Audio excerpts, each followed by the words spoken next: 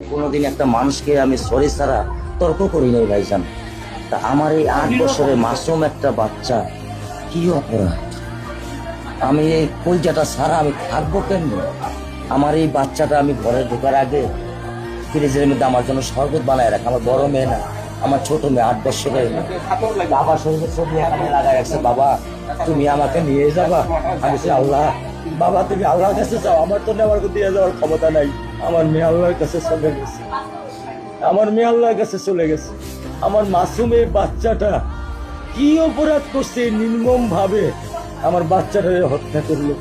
কি আমার ক্ষতি, কি আমার অন্যায়, কি আমার দোষ? আমি একটু জানতে চাই আপনাদের কাছে। আমার যদি কোনো দোষ থাকে, আমার কোনো যদি অন্যায় থাকে, প্রকাশ্যে আপনারা আমার ফাঁসি দিয়ে দেন। আমি এই বাচ্চাটা ছাড়া আমি থাকবো কেমনে?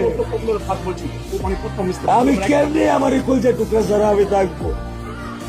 আমার পক্ষে সম্ভব না। দিনে 50 থেকে 100টা কল দেয় আমারে, বাবা তুমি কখন আসবা, বাবা তুমি কখন আসবা, বাবা তুমি কখন আসবা। 8টা বছর আমি আমার বুকের এই ঘরে ঘুম পাড়াইছি। আমি আজকে আমি কার সাথে ঘুম আসবো? আমি কি দিয়ে মনে সান্ত্বনা দিব? আমার অপরাধ কি?